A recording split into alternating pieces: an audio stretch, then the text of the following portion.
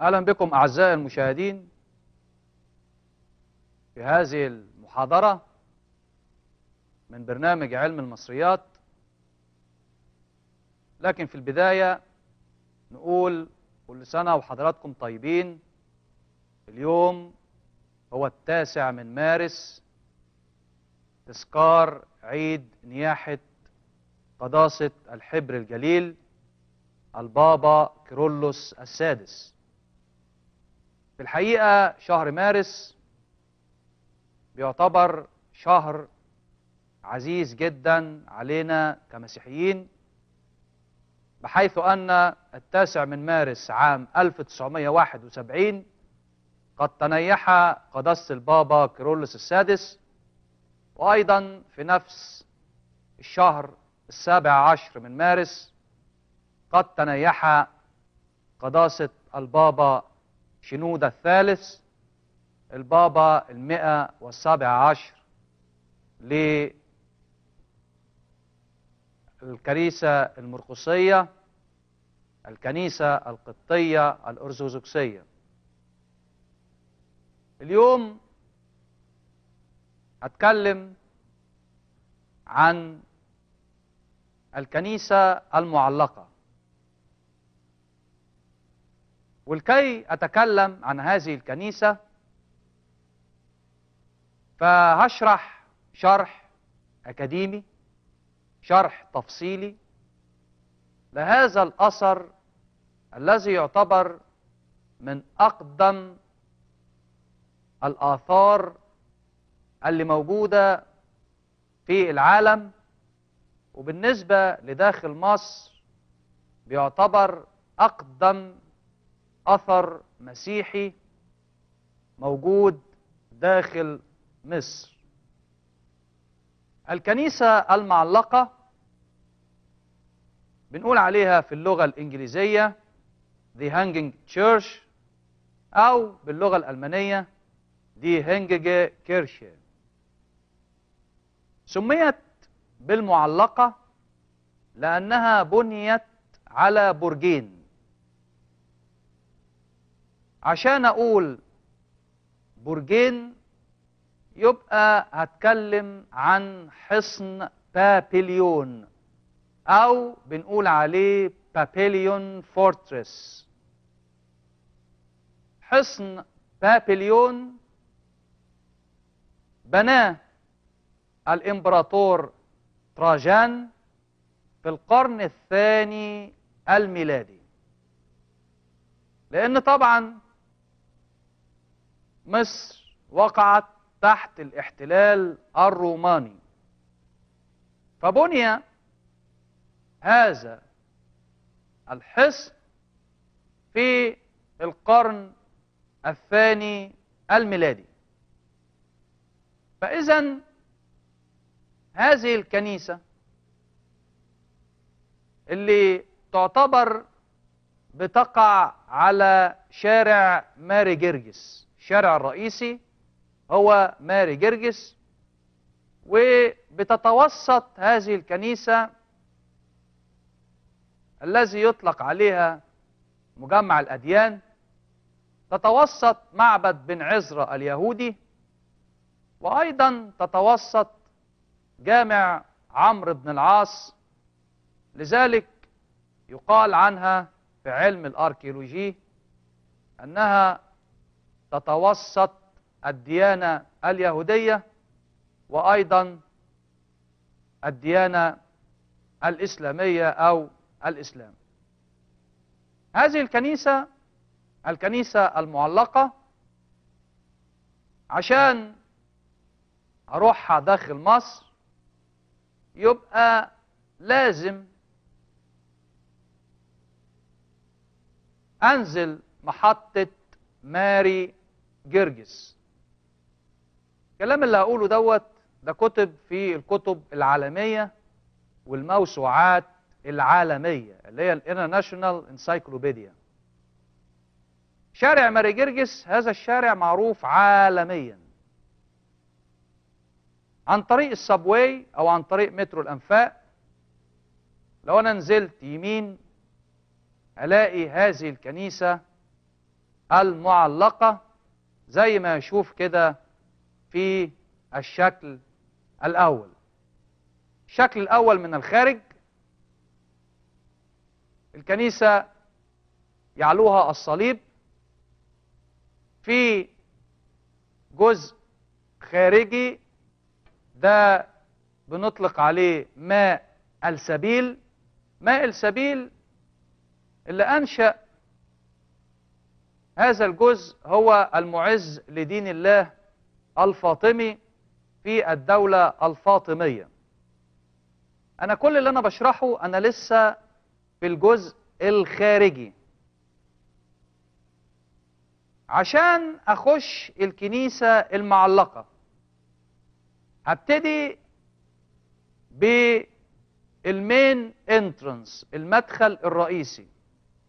لو أنا شفت كده الشكل الثاني اللي هو برضو الزخارف اللي هي موجودة في الخارج، الزخارف ديت تعتبر زخارف من الدولة الفاطمية وأيضا زخارف من الدولة العباسية، في حين إن هذه الكنيسة قامت بعمليات ترميم مختلفة بالنسبة لي ريستوراسيون أو ريستوريشنز.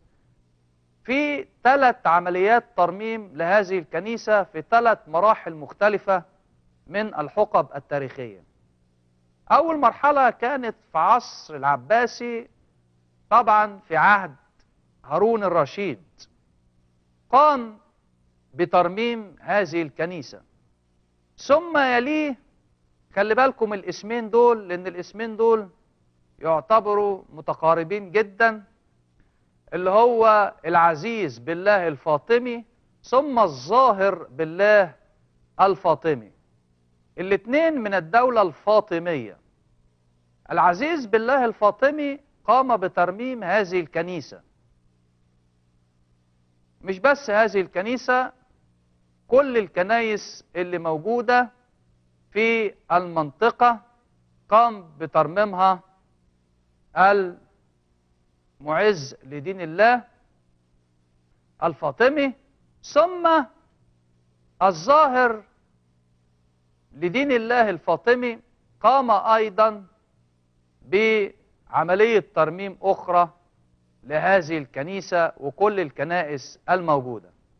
لكن الكنيسة تأثرت بالزلزال اللي حدث داخل مصر، وهو سنة 1992 الشهير جدا، اللي كان قوة هذا الزلزال 7.2 ريختر.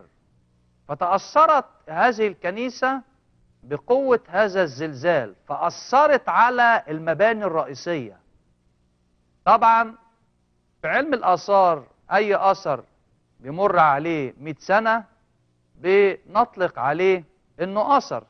لكن الكنيسة المعلقة تم بنائها في القرن الثاني الميلادي، أواخر القرن الثاني الميلادي، بداية القرن الثالث الميلادي.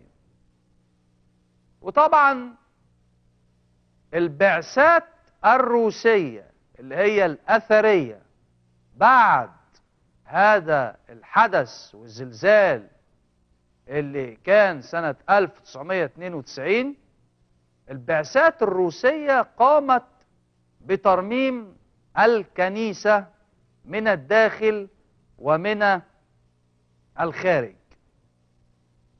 تم افتتاح الكنيسة بعد الترميمات، وكانت الكنيسة طبعا منذ القدم معروفة إنها من أهم الآثار المسيحية الموجودة داخل مصر.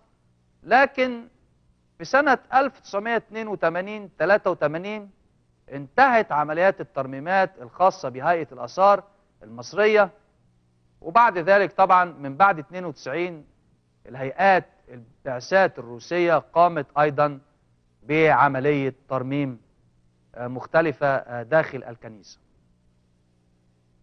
الكنيسة المعلقة شهرتها من أن السيدة العذراء مريم وليدة الإله مع الطفل يسوع مع القديس يوسف النجار عند هروبهم من فلسطين، حينما أصدر الملك هيرودس. وعشان نقول الملك هيرودس يبقى الملك هيرودس الكبير، لأن عندي 2 هيرودس في الكتاب المقدس. هيرودس الكبير الذي أمر بقتل الأطفال ما دون السن الصغير، يعني أطفال صغيرين ما دون السن، ما دون الأطفال صغيرة 3 سنوات 2 سنين، أمر بقتلهم. ولكن عندي هيرودس أنتباس اللي هو أمر بقطع رأس يوحنا المعمدان. العائلة المقدسة اتجهت إلى الكنيسة المعلقة وتم الاختباء فيها، وقضوا في مصر مدة 3 سنوات. يبقى إذن العائلة المقدسة المكونة من والدة الإله القديسة العذراء مريم والطفل يسوع وأيضا القديس يوسف النجار قضوا في مصر مدة 3 سنوات. لذلك بيوجد داخل الكنيسة الكريبت.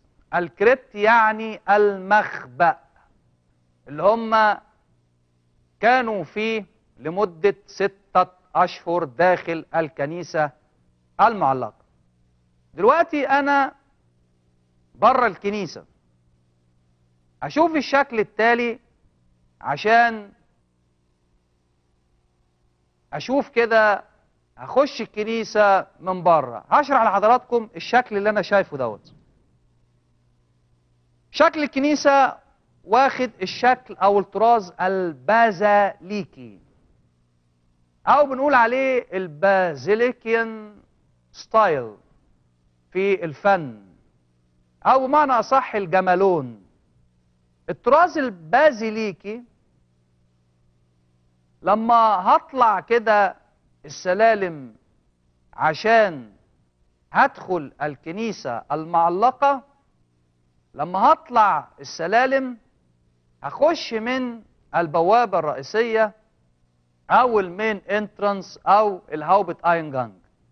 أول ما هخش من البوابة الرئيسية هلاقي عدد كبير جدا من الصور معلقة على الحائط. العدد الكبير دوت بيبدأ من القديس ماري مرقس الرسول. خلي بالكم معايا الشكل، أنا هاخد شكل صورة، والصور دي طبعا ليها شرح. بتبدأ من القديس مرقس الرسول في دخوله إلى أرض مصر في القرن الثاني الميلادي، وأيضا القديس أثناسيوس الرسول وجميع البابوات اللي هم كانوا بطارقة آنذاك، وأيضا حكام مصر من عصر فؤاد الأول إلى عصر السيد الرئيس محمد حسني مبارك.